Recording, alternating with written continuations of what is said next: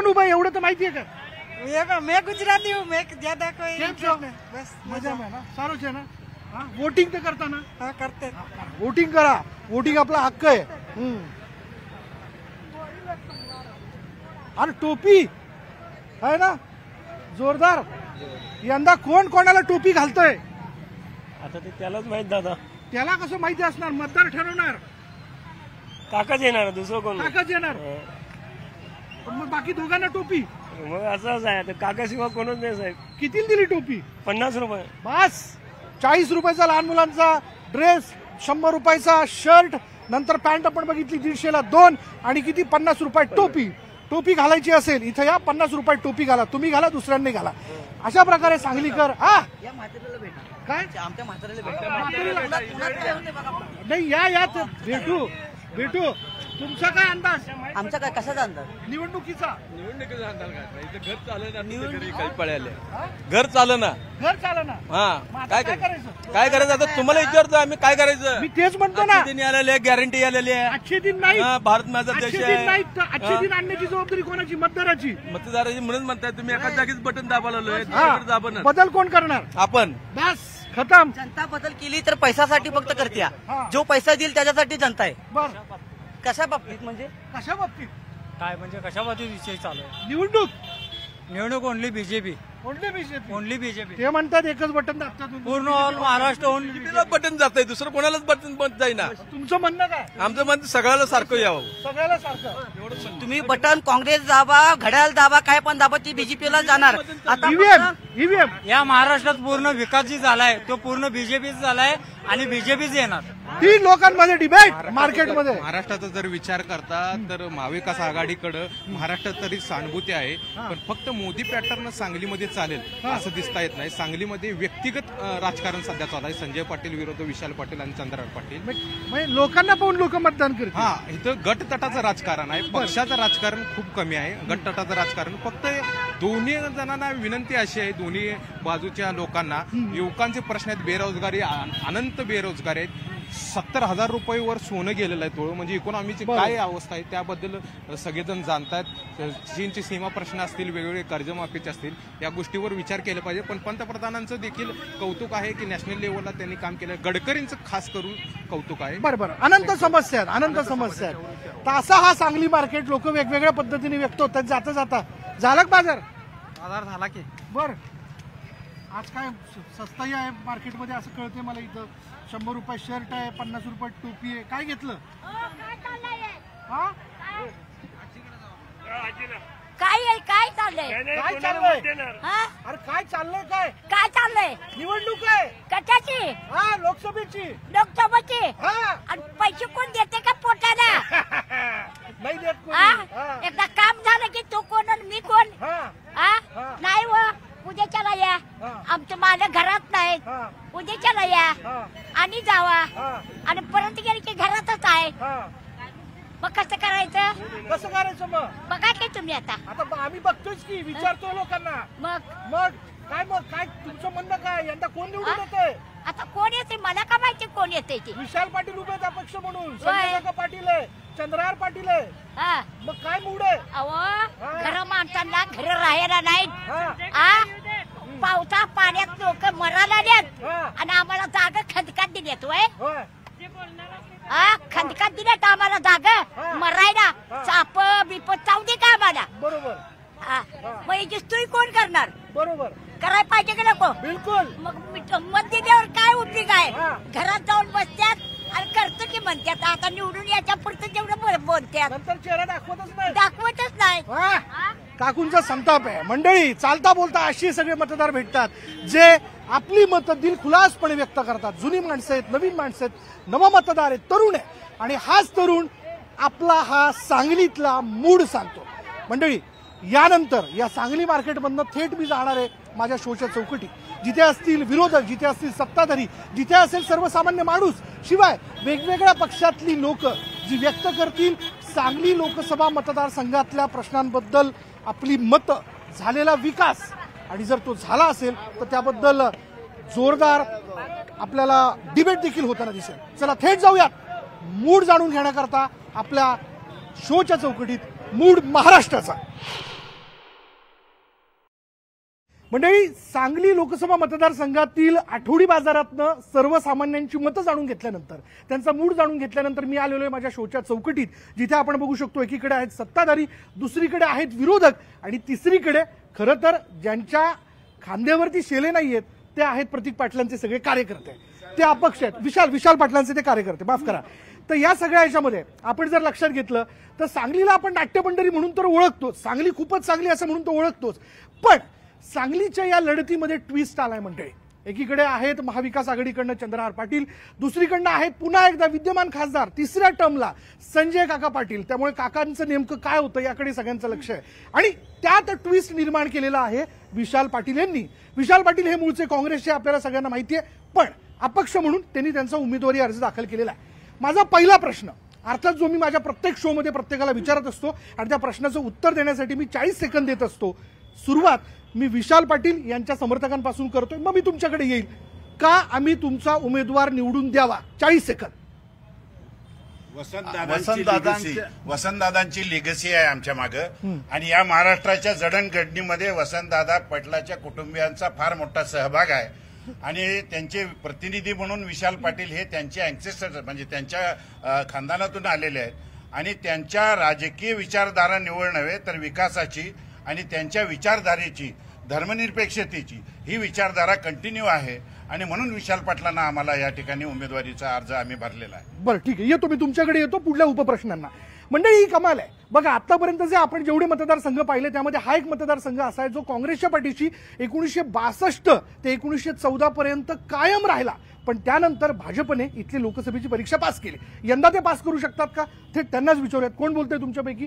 हा, मला तुम्हाला विचारायचं आहे, का आम्ही तुमच्या उमेदवाराला निवडून द्यावं? 40 सेकंद. 10 वर्षापूर्वी 2014 साली या देशाचे पंतप्रधान नरेंद्रभाई मोदी यांच्या नेतृत्वाखाली खासदार संजय काका पाटील 2,39,000 मतांनी निवडून आले आणि सलग 10 वर्ष न थांबता न थकता या जिल्ह्याच्या सर्वांगीण विकासासाठी झटले. मग या जिल्ह्यामध्ये असणारं जे टेंबू, अर्पळ, म्हैसाळ, ताकारी, आपल्या बाकीच्या सगळ्या रस्त्यांच्या योजना यामध्ये अतिशय चांगलं काम काकांनी केलं. त्यामुळं काका हे पुन्हा हॅट्रिक मारणार आणि या राज्यामध्ये पहिल्या क्रमांकानं काका निवडून येणार एवढा विश्वास आम्हाला ह्या कामाच्या निमित्तानं आहे. बर, मी तुमच्याकडे येतो, पण त्यापूर्वी मी तुमच्याकडे येतोय. सांगा तात्या, का आम्ही तुमच्या उमेदवाराला निवडून द्यावं? 40 सेकंद. आम्ही शेतकरी पुत्र दिलाय, आम्ही खेळाडू दिलाय. गेल्या 25 वर्षात कृष्णा खोरेच्या कामाची सुरुवात जर कोणी केली असेल तर ते आमच्या शिवसेनेचे मुख्यमंत्री मनोहर जोशी असताना केलेले आहे. या दुष्काळी भागात टँकरनं पाणी पुरवठा कोण केला असेल तर दुष्काळी भागात शिवसेनेनं केलेला आहे. शिवसेनेनं चारा छावण्या चालवलेल्या आहेत. शिवसेनेनं महापालिका क्षेत्रातल्या घरपट्टीसाठी काम केलंय. आम्ही विकासाच्या मुद्द्यावर बरोबरच आम्ही केलेल्या कार्यकर्तृत्वावर उमेदवारी केलेली आहे आणि आम्ही आमच्या कर्तृत्वावर मतं मागतोय. आम्ही कुणाची लेगसी सांगत नाही, कारण हे आमचे नेतेच आहेत. वसंतदादा आमचे नेते आहेत, राजाराम बापू आमचे नेते आहेत, संपतराव नाना आमचे नेते आहेत, बाळासाहेब ठाकरे आमचे नेते आहेत. हिंची लेगसी आमची आहे. आमची फक्त स्वातंत्र्य सैनिकांची नाही तर लढाई करणाऱ्या सैनिकांची आणि शिवसैनिकांची लेगसी. बरं, म्हणजे पैलवान चितपट करणार असं म्हणणं आहे. पैलवान मैदान मारणार. बरं ठीक आहे, चला मी तुमच्याकडे येतो. मला तुम्हाला विचारायचंय, शेतकरी संघटनेची देखील एक महत्वाची भूमिका आहे. संबंध महाराष्ट्रात तसं बघायला गेलं तर स्वाभिमानीचं जाळ आहे आणि आपल्या वतीने देखील उमेदवार आहे. का आम्ही तुमच्या उमेदवाराला निवडून द्यावं? 40 सेकंद. खरं तर ऊसाचा दर जो 300 रुपयाचा होता तो 3,000 पर्यंत नेण्यात स्वाभिमानी शेतकरी संघटनेला यश आलं. दुधाचा दर म्हणजे पाण्याच्या बाटलीपेक्षा दूध स्वस्त झालं, त्यावेळी स्वाभिमानीनंच लढा दिला. द्राक्ष बेदाण्याचा प्रश्न सांगली जिल्ह्याच्या दृष्टीनं प्रचंड महत्वाचा आहे आणि त्या बेदाण्याचा शालेय पोषण आहारात समावेश करण्याला स्वाभिमानीच कारणीभूत आहे. कडकनाथचं राज्यभर गाजलेलं अत्यंत मोठा घोटाळा, त्या घोटाळ्यातल्या आरोपींना अटक होत नव्हती. त्यामुळे देवेंद्र फडणवीसांच्या गेल्या वेळी 2019च्या जनादेश यात्रेवरती कडकनाथ कोंबड्या फेकून तो घोटाळा उघडकीस आणण्यात स्वाभिमानीनंच योगदान दिलेलं आहे आणि त्यातल्या आरोपींना अटक करून त्यांची मालमत्ता जप्त करायला स्वाभिमानीनंच भाग पाडलेला आहे. म्हणजे शेतकऱ्यांच्या जीवनभरणाशी निगडीत असणाऱ्या मग ऊस दर असू दे, द्राक्ष बेदार असू दे, हळद असू दे, या सगळ्या प्रश्नावर स्वाभिमानी निश्चितपणानं चांगलं काम करते. त्यामुळे स्वाभिमानीला या निवडणुकीमध्ये जिल्ह्यातला सगळा शेतकरी पसंती देईल आणि स्वाभिमानी विजयी होईल. बरं ठीक आहे, चला मी आता या लढतीमध्ये जसं सुरुवातीला म्हणालो नाट्यभंडारीमध्ये आणखीन नाट्य वाढलंय. त्याचा तिसरा अंक नेमका काय असू शकतो याची सगळ्यात मोठी उत्सुकता आहे ती म्हणजे विशाल पाटील यांच्या निमित्ताने. मला आमचे एक पत्रकार मित्र, ज्येष्ठ मित्र इथं आलेले आहेत. दादा, आपलं नाव? हनुमंत मोहिते. मोहिते सर, मला आपल्याला विचारायचं आहे की एकीकडे चंद्रहार पाटील आणि दुसरीकडे संजय काका पुन्हा एकदा मैदानात आहेत, पण विशाल पाटील यांच्या एंट्रीमुळे या नाट्याचा तिसरा अंक काय असू शकतो, काय अंदाज आहे आपला? 1952 पासून हा मतदारसंघ काँग्रेसचा होता आणि 2014 साली हा भाजपनं त्यांच्याकडून म्हणजे काँग्रेसचा बालेकिल्ला ढासळून त्याच्यामध्ये भाजप निवडून आला आणि परत आता 2019ला पण संजय काका निवडून आले आणि संजय काकांची तिसरी टर्म आहे. मागच्या वेळेला ही निवडणूक तिरंगी झालेली होती, त्यावेळेला वंचित आघाडीचे गोपीचंद पडळकर यांनी लक्षणीय मतं घेतलेली होती. विशाल पाटील, संजय पाटील आणि गोपीचंद पडळकर अशी तिघांची लढत झालेली. यावेळी पण अशी तिरंगी लढत होण्याची शक्यता आहे. संजय काका पाटील एका बाजूला, अपक्ष विशाल पाटील एका बाजूला आणि चंद्रहार पाटील हे शिवसेनेचे मशाल चिन्हावरचे उमेदवार. तर नाट्य तुम्ही म्हणताय तर नाट्य झालेलं आहे. काँग्रेसचा बालेकिल्ला असताना शिवसेनेकडे ते तिकीट गेलेलं आहे. उद्धव ठाकरेंनी हे तिकीट आपल्याकडे मिळवण्यामध्ये यश मिळवलेलं आहे. त्यामुळं अचानक ट्विस्ट येऊन विशाल पाटलांना ही निवडणूक अपक्ष लढवावी लागते. तर आणि त्यांच्या मागं काँग्रेसचे जे काही लोक, काही वेगवेगळे लोक असे छुपे, उघड, अप्रत्यक्ष, प्रत्यक्ष अशा पद्धतीनं आहे. त्यामुळे निश्चितपणे हे नाट्य रंगणार आहे. पण आता या नाट्यामध्ये पुढचे 24 तास 28 तास सुद्धा महत्वाचे राहतील. त्यामुळे हे नाट्य आगामी काळात कसं जाते, कारण इथं भाजपची ताकद तर निर्णायक. विशाल पाटील उमेदवारी मागे घेतील, त्यांच्यावर काँग्रेसचा दबाव आहे. काँग्रेसचा निश्चितच दबाव आहे. काँग्रेसचं आजच माझी माहिती आहे की ते काँग्रेसच्या वरिष्ठ नेत्यांनी त्यांच्याशी संपर्क साधलेला आहे. पण एका बाजूला त्यांचा वरिष्ठ दबाव, पण कार्यकर्त्यांचा दबाव पण आहे. कार्यकर्त्यांचं म्हणणं असं आहे की आता नाही तर कधीच नाही. तर मला स्वतः व्यक्तिशः तसं वाटत नाही, पण ही तिरंगी लढत झाल्या तर मात्र नाट्यमय घडामोडी यात होतील. त्यांनी माघार घेणं त्यांचा राजकीय अंत असू शकतो का? राजकीय अंत असं म्हणणार नाही, पण एक मोठा सेटबॅक त्यांना बसू शकतो. पण त्यांनी फार आता एक निसरड्या वाटेवरून चाललेत, त्यांना फार विचारपूर्वक निर्णय घ्यावा लागेल. बरं, हा मतदारसंघ देखील खास आहे, कारण पूर्वेकडे असतो दुष्काळ आणि पश्चिमेकडे खरं तर पुराने बाधित झालेली अनेक घरं.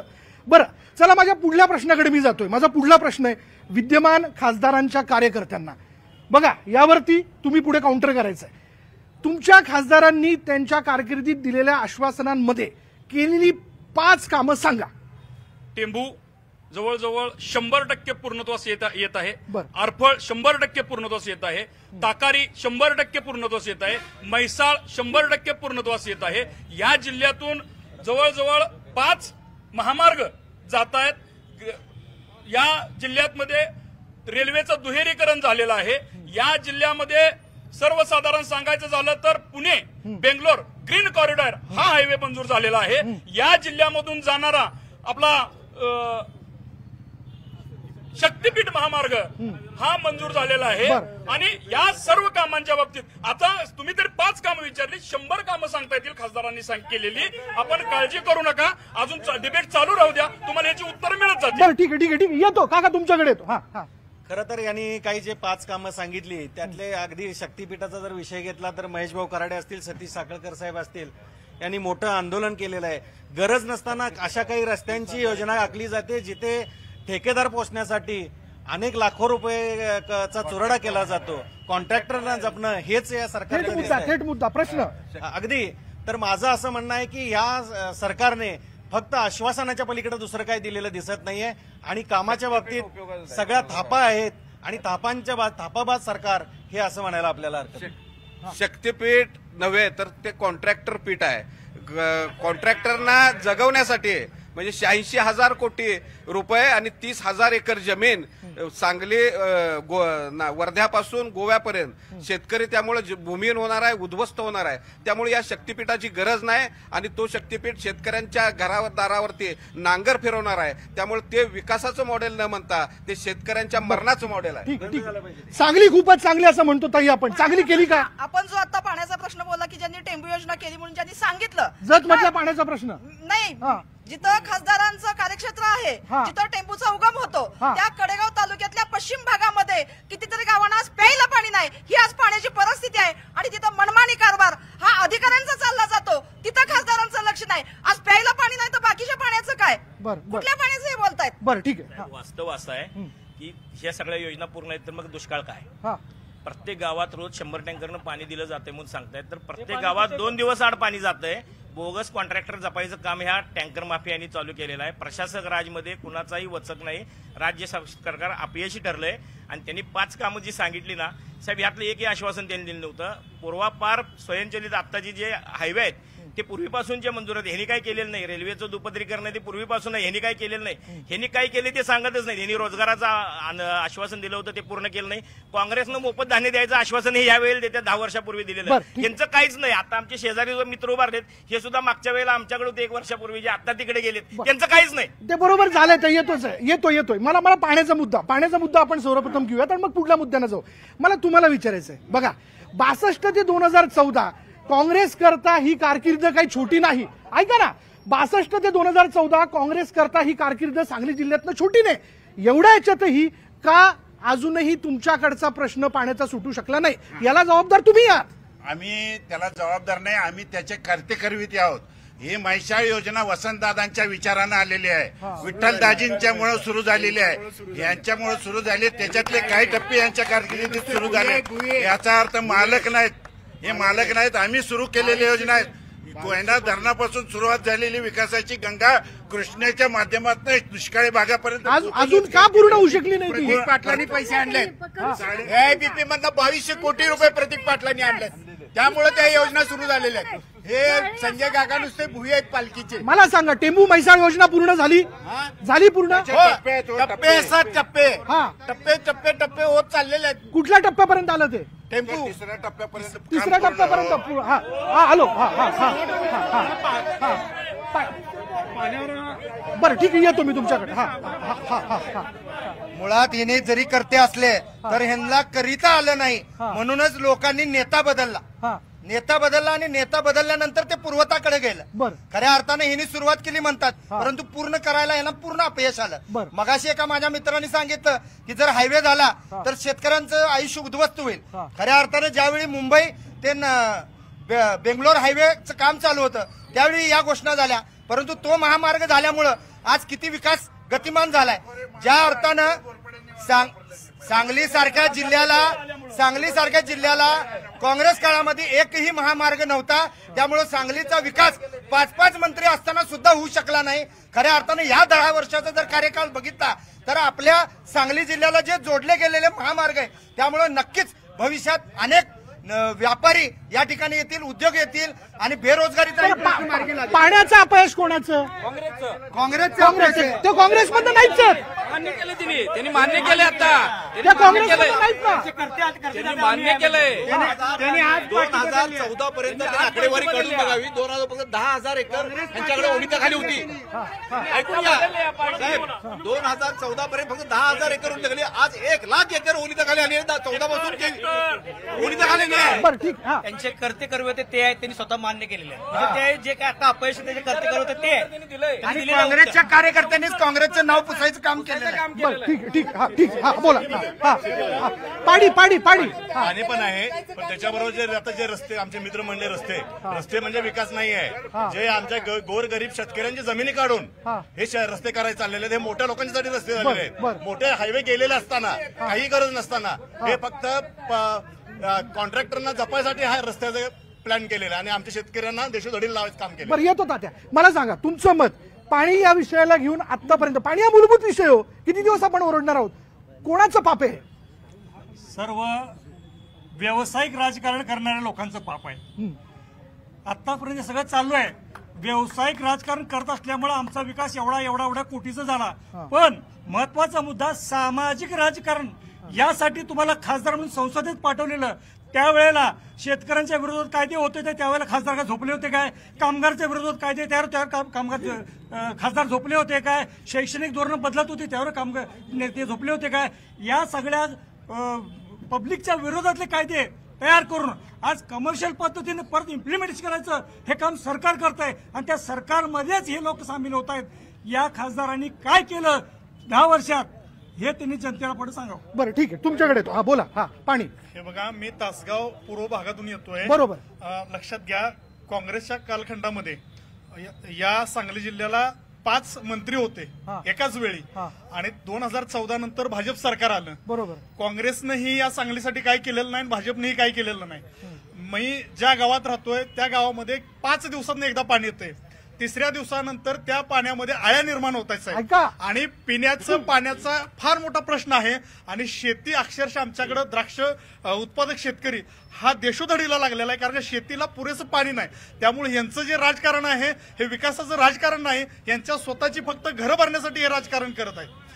त्यामुळं काम छोटं आहे. पाणीदार खासदार म्हणतात, पाणीदार आमदार म्हणतात, नाव मोठं आहे काम छोटं आहे. पाण्याच्या बद्दल यांनी सांगितलं, पण आजही ज्या काही पाणी योजना झालेल्या आहेत, आज कवठेमंकाळ तालुक्यातले सरपंच उपोषणाला बसलेले आहेत. त्यांच्या गावात पाणी नाही. अग्रणी नदी कोरडी पडलेली आहे. दरवर्षी त्या ठिकाणी पाणी सोडलं जातं. आजही निवडणुकीच्या तोंडावर त्या ठिकाणी शेतीला पाणी मिळत नाही, अशी परिस्थिती आजही आहे. हे सगळं अगोदर जरी योजना मंजूर झालेल्या असल्या तरी पूर्णत्वाकडे नेल्या म्हणतायत. मग पूर्णत्वाकडे नेल्या असल्या तरी आज शेतकऱ्यांना उपोषणाला का बसावं लागतं? 45 वर्ष झालं, 40-45 वर्ष झालं पाण्याचा आपण प्रश्न सोडवू शकत नाहीये. याच्यासारखं दुर्दैव काहीच नाहीये. तुमचा कोणाला प्रश्न आहे दोघांपैकी? दोघांनाही प्रश्न आहे, काँग्रेसवाल्यांनाही प्रश्न आणि भाजपवाल्यांनाही प्रश्न. बरं ठीक आहे. काहीच झालं नाही अशातला काही भाग नाही.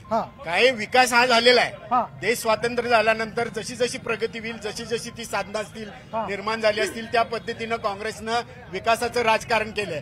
भाजपनं गेल्या 10 वर्षात काँग्रेसनं जे जे निर्माण केलं ते फक्त विकायचं काम चालू केलंय आणि 2 उद्योगपतींच्या घशात घालायचा देश, एवढंच काम भाजपचं आहे. त्याला हे जाऊन खासदार तिथं पाठिंबा देतात. ठीक आहे. हा ताईंकडे हा बोला. आज सांगलीच्या पश्चिम भाग जसा सुजलम सुफलम आहे सांगली जिल्ह्याचा, तसा पूर्व भाग हा दुष्काळी आहे.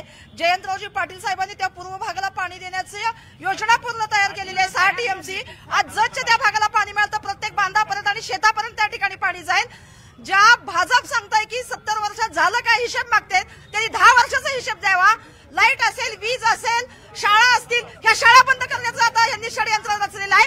आज महाराष्ट्रामध्ये, या देशामध्ये महिला सुरक्षित नाहीयेत. एक ना अनेक आज महागाई गगनाला भिडलेली आहे. 14 साली असणारी महागाई आज 20. ठीक आहे. बोला. काय झाले, सामान्य माणसांची अवस्था एवढी वाईट झालेली आहे मोदीमुळं. त्या मोदीने ह्या देशाची वाट लावून टाकलेली आहे. स्वाभिमान जिवंत राहिलेला आहे. ह्यो ज्या पक्षात पळव, त्या पक्षात पळव, ह्याला वड त्याला वड, ह्याच्या वडण्यात भाजप मोठं झालेलं. यांच्या स्वतंत्र या भाजपमध्ये कुणीही उमेदवार नाही आहे. भाजपनं लोकांना लुटलं. सर्वसामान्य माणसाने तळतळाट लागायला लोकांना खायला पैसे नाहीत. ठीक आहे. आतापर्यंतचे आरोप झाले. मी येतो तुमच्याकडे. एक अशी ओरड आहे लोकांमधनं की काका अधिवेशनाला उपस्थित असतात दिल्लीत, पण ते फार काही बोलत नाही, फार काही प्रश्न विचारत नाही. आता मला एक गोष्ट आवर्जून माझ्या मित्रांना सांगायचं आहे. काका हे भारतीय जनता पार्टी 300+ ज्यावेळी झाले त्यातले खासदार आहेत. त्यांचे 1.5 खासदार आहेत, त्यामुळे याला वेळ मिळतो. आमच्यामध्ये 300 खासदार असल्यामुळे थोडा वेळ कमी मिळतो. पण काका ज्या वेळेस बोलायला उठले त्यावेळेस या भागातील पाण्यासाठी, या भागातील शेतकऱ्यांसाठी अतिशय मोठ्या तडफेनं त्यांनी प्रश्न मांडलेले आहेत. मी त्यांना त्याचे क्लिप देतो, कारण आता काय झालंय, नाचता येईना अंगण वाकडं, अशा पद्धतीची पद्धत आमच्या काही मैत्रिणी मित्रांची झालेली आहे. आमच्या ताईने जो आरोप केला की जयंत पाटील साहेबांनी त्या भागात केलं, या भागात केलं, माझी त्यांना विनंती आहे, जयंत पाटील साहेबांना विचारून तुम्ही आरोप करा, म्हणजे तुमच्या आरोपाला उत्तर मिळेल. दुसरा विषय आहे काँग्रेसचा. दुसरा विषय आहे काँग्रेसचा, ज्यांना आम्ही काँग्रेस आता मानत नाही, कारण ही काँग्रेस नसून यांना 65 वर्षात ज्या दादांच्या घरानं राज्यभर तिकीट वाटली, त्या दादाच्या नातवाला आज फकीरासारखी भूमिका करायची वेळ आली. कारण दादांचं कर्तृत्व होतं, हे कर्तृत्व शून्य विशाल पाटील आहेत आणि त्यांच्यासाठी हे मांडायला लागलेले आहेत. ही चुकीची गोष्ट आहे. जो कर्तृत्ववान आहे असा खासदार संजय काका आहे. आमच्या मित्र प्रमोद आप्पांनी सांगितलं की काकाने प्रचंड विषय मांडलेले आहेत. तर माझे त्यांना जाहीर आव्हान आहे, गेल्या 10 वर्षात ते जर एकदा जर तोंड उघडून बोलले असले तर आमचं चॅलेंज आहे, त्यांनी व्हिडिओ दाखवावा. त्यांनी विमानतळासाठी काम केलं नाही, त्यांनी विमानतळासाठी काम केलं नाही, लॉजिस्टिक पार्कसाठी केलं नाही, ड्रायपोर्टसाठी नाही, मग एक उद्योग आणला नाही, एक व्यवसाय आणला नाही, मग केलं काय? ठीक आहे. आपण आपली ताई ऐका ना, आपण या ठिकाणी सहकार या दोन नेत्यांनी वाढवला म्हणून आज मला एवढं सांगा की खासदार झाल्यापासून 10 वर्षामध्ये महापूर आल्यानंतर काय जनतेची काय व्यवस्था झाली ही पाहायला पाहिजे. आज कुठं त्यांनी भाषण केले किंवा कुठं सहकार्य केले कार्यकर्त्यांनी, त्या संजय काकांनी नुसतं खासदारकी म्हणूनच नेमून घेतलेले. आज 300+ झालं तर मी ग्रामपंचायत सदस्य पदाचा राजीनामा देतो. भाजपनं 300+ करून दाखवावं. बरं ठीक आहे. आव्हान आहे. आपण या प्रश्नावर येऊ. काका सभागृहात बोलतात की नाही? काका हे कितवी पास आहेत एकदा त्यांनी जाहीर करावं एक. आणि दुसरं, हिंदीवर त्यांचं प्रभुत्व नाही, त्यांना इंग्रजी बोलता येत नाही. त्यामुळे वेल एज्युकेटेड नसलेले उमेदवार या ठिकाणी तुम्ही द्यायचं सगळ्या पक्षांनी भानगडी केल्या. त्यामुळे त्या सभागृहामध्ये सांगलीचा आवाज अजिबात तिथं मोजला गेला नाही. आणि त्याच्यामुळे सभागृहामध्ये त्यांनी किती प्रश्न विचारले, किती स्टार्ट प्रश्न विचारले, किती औचित्याचे मुद्दे उपस्थित केले त्यांनी जाहीर करा. येणार तुम्हाला मी वेळ देणार आहे, तुम्हाला वेळ देतो. त्याचं उत्तर घेतो. उत्तर जर एवढे कर्तृत्वान जर असते तर आज घरी बसायला लागलं नसतं. एवढे बोलले असते तर मग आज घरी बसवलं नसतं.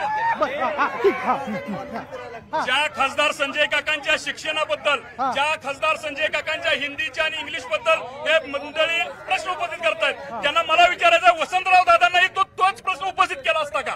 कारण जो 4थी पास असणाऱ्या माणसानं कर्तृत्वाने हे राज्य चालवलं, त्यांच्या नातवाला पक्ष चिन्ह मिळेना, फॉर्म मिळेना, उमेदवारी मिळेना, आणि ते खासदार संजय काकावर बोलतात. अहो, ह्याच्यासारखा विनोद या सांगली जिल्ह्यात दुसरा कोणताही नाही. सांगली खूपच चांगली, याचा प्रत्यय येतोय खरं तर.